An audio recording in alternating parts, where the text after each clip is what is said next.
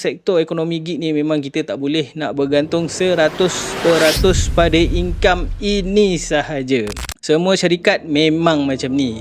Semula-mula dia nak dapatkan rider, dia orang akan offer fare yang tinggi. Bila rider dah bersepah, apa jadi? Faham lah sendiri kan. Taktik ni sama je. So memang tak ada jaminan lah. Saranan aku, okey, isu ni sebenarnya dah bermula tahun lepas lagi. Tahun 2003 start daripada RM5 dia turun jadi RM4.5. Okey. Sekarang tahun ni daripada kita minta dengan PMX naikkan tambang. Sekarang apa yang kita dapat? Turunkan lagi tambang, iaitu daripada RM4.5 jadi RM3.5 sekarang ni. Benda ni dah jadi tekanan pada pelaksana kerja-kerja gig ekonomi. Apa benda gig ekonomi? Siapa-siapa saja yang baru saja menjumpai channel ini ataupun baru saja terjumpa muka ni dekat korang punya YouTube, jemput subscribe. Jangan lupa tekan butang loceng untuk dapatkan notifikasi video-video seterusnya selepas ini. Untuk pengetahuan korang, aku suka buat video-video yang jenis beredukasi dan juga membebel sikit lah tentang apa yang sedang berlaku dekat Malaysia, dan juga video-video yang menarik ilmiah tentang larian dan juga bebelan. Itu saja. Jadi jom kita start sekarang.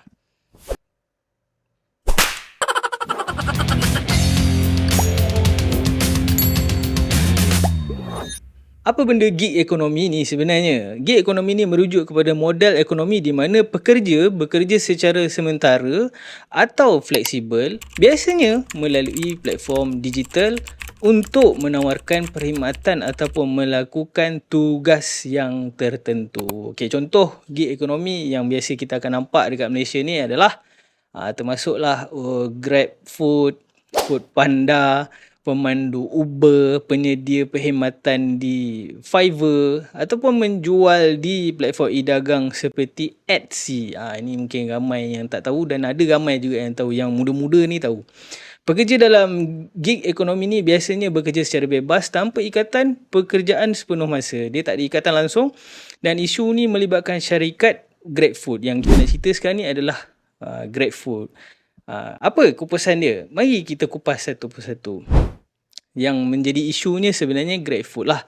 GrabFood baru-baru ni yang banyak nagging ataupun bercerita ataupun viral dekat luar sana, dekat TikTok, Facebook, dekat apa lagi, Twitter. Dia menceritakan pasal rider-rider ramai yang tak puas hati berkenaan dengan tambang dia, fare dah semakin turun mendadak. Jadi diorang tak boleh nak collect macam PKP dulu kan. PKP dulu sedap rider Grab je boleh dapat 5k. Mana tak panas. Kawan-kawan yang kerja white collar ni, tak dapat pun sampai 5,000. Dia orang pakai skill motor je boleh dapat 5,000. Jadi aku nak ceritakan, aku dedahkan kepada korang saja-saja sambil membebel ni, apa perbezaan gig ekonomi ni dengan pekerjaan hakiki.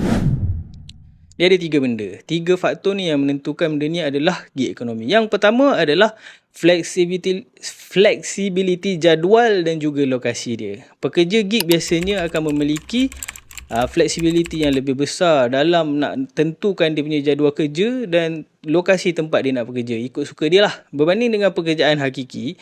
Pekerjaan hakiki macam biasa, kena pergi office, kena kehadiran kena tepat, kena full, punch card tak boleh merah. Dan mengikut waktu yang telah ditetapkan. So pukul 8 sampai 5, so kena cukup 8 sampai 5. Tak boleh kurang, tak boleh lebih. Mungkin adalah yang fleksibel kan, tapi dia tetap juga 8 jam. Okay?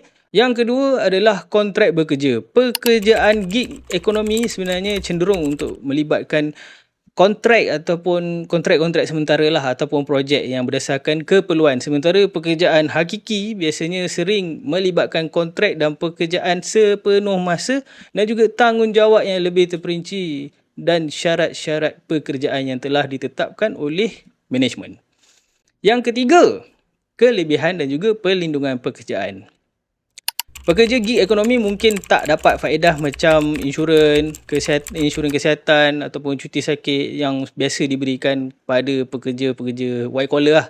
Pekerja white collar biasanya akan menawarkan faedah tambahan dan juga perlindungan pekerja yang lebih komprehensif. Jadi kat sini aku nak tanya korang, ataupun mungkin juga korang akan ada persoalan macam ni. Jadi kiranya YouTuber dan juga affiliator ni sebenarnya pekerjaan gig ekonomi jugalah kan? Nak jawab soalan ni, kita kena rujuk balik 3 kunci utama yang tadi untuk mengkelaskan pekerjaan gig ekonomi ni. Maka jawapannya ialah benar. Content creator di platform seperti YouTube dan juga affiliate kan dapat dianggap sebagai bentuk pekerjaan gig ekonomi. Dalam kedua-dua situasi ni sebenarnya individu ni bekerja dalam keadaan independen. Dia tak ada siapa kawal. Dia nak buat, dia buat. Dia tak nak buat, dia suka hati dia. Dan biasanya memiliki flexibility dalam menentukan jadual kerja dia orang. Okay? Jadi content creator di YouTube ni biasanya dia orang akan buat content untuk ditayangkan kat platform YouTube lah. Macam aku buat sekarang ni. Yang kedua, dia akan mendapatkan pendapatan daripada iklan, sponsor ataupun sumbangan penonton ataupun ada brand deals lah.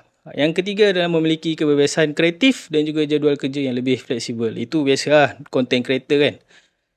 Facebook ke, YouTube ke, ataupun TikTok ke. Dia orang content creator memang macam ni. Jadi, affiliate pula macam mana? Affiliate ni biasanya dia akan mempromosikan produk ataupun perkhidmatan pihak ketiga melalui pautan ataupun link-link yang tersendiri lah. Dia orang ada generate link yang unik untuk affiliator tersebut. Kemudian dia akan mendapatkan komisen dari setiap penjualan dan juga tindak balas yang dihasilkan melalui pautan tersebut.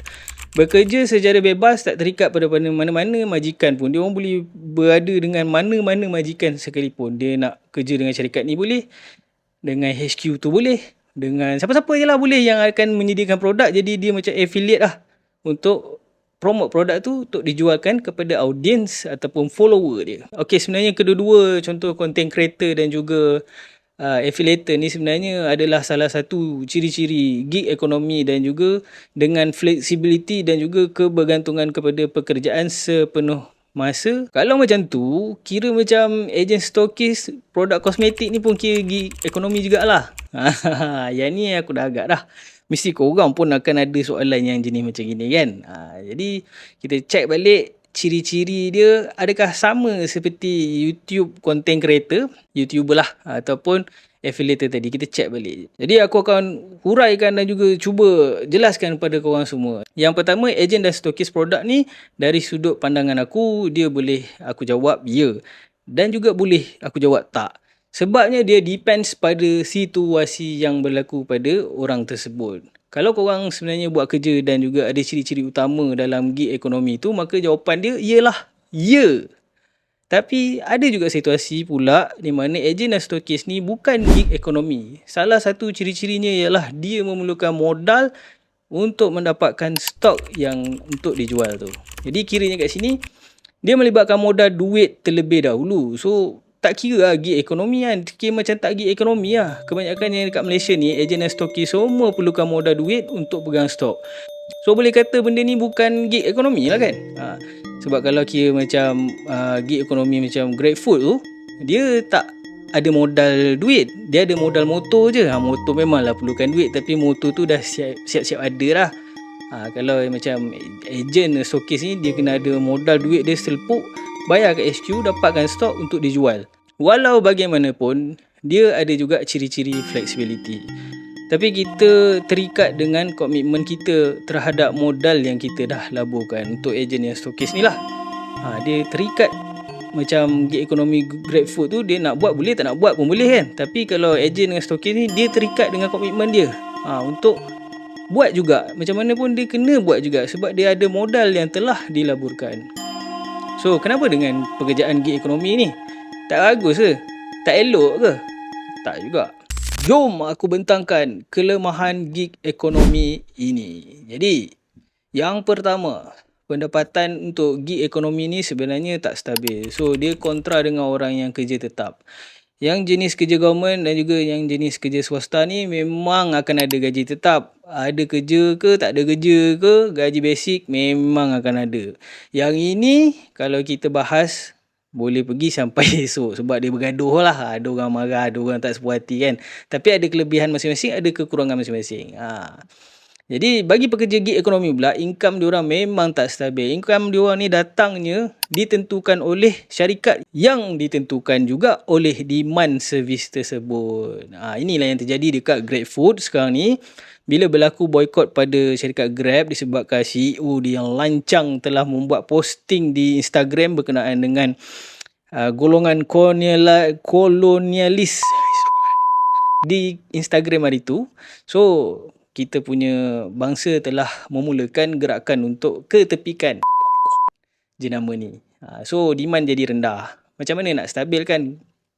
So macam mana nak stabilkan tambang tu untuk bayar rider? Inilah yang akar umbinya masalah ni, sebab kita tahu upah rider menjadi rendah sebabkan permintaan jadi kurang. So syarikat pun tak boleh nak offer tinggi sebab permintaan pun dah rendah. Korang kena faham lah. So bila kita faham dia punya akar umbi masalah dia ni, kita boleh cuba untuk wujudkan backup plan ataupun dipanggil plan B lah. Sebab gig ekonomi ni memang bukan untuk kita buat selama-lamanya. Bila kita start tepu, kita kena gerak lah. Takkan nak tunggu lagi. Sebab tu kita kena belajar skill baru untuk mendapatkan income. Yang kedua, tiadanya job safety. Safety yang aku masukkan ni adalah keselamatan dari aspek career growth. Sebab bila kita bekerja, kita nak ada satu peningkatan lah. Peningkatan dari segi career kita. Lepas ni nak jadi apa kan? Mungkin boleh jadi manager ke apa kan. So jalan kita dalam career untuk gig ekonomi ni kadang-kadang memang kabur dan memang tak ada jaminan langsung. Dan poin seterusnya ialah kekurangan perlindungan pekerja.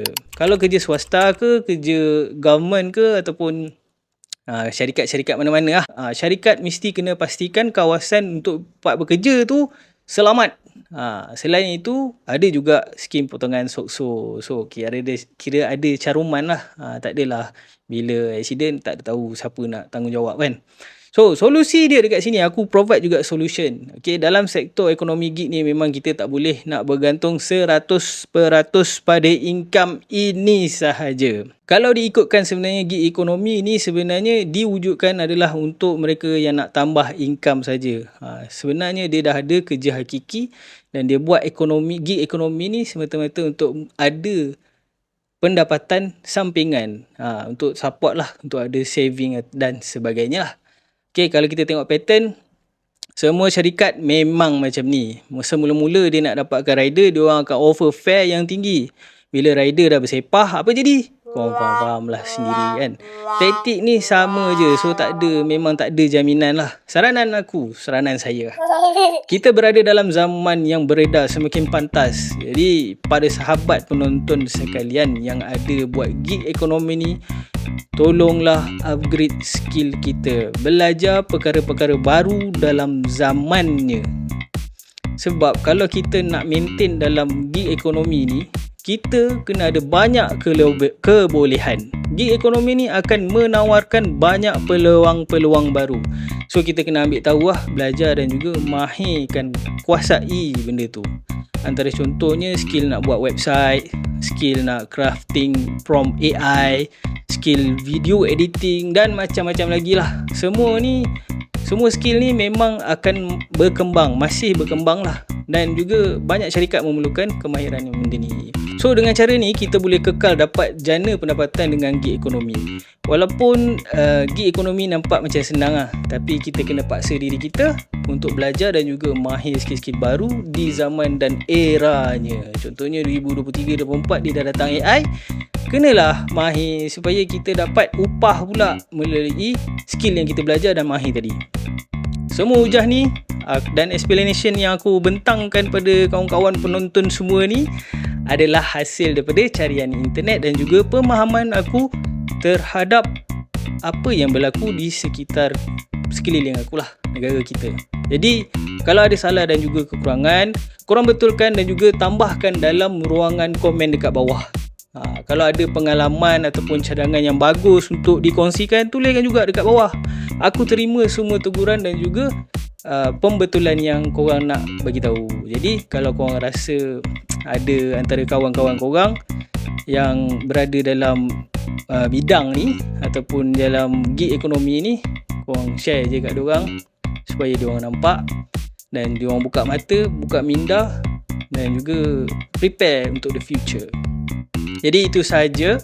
Jemput subscribe channel ini. Kita jumpa di video seterusnya. Aku nak kupas pasal beli motor tapi kena cong dengan token motor bodoh-bodoh je. Ada baru-baru ni viral juga. InsyaAllah tekan butang subscribe, tekan butang loceng. Allahumma salli ala sayyidina Muhammad. Assalamualaikum.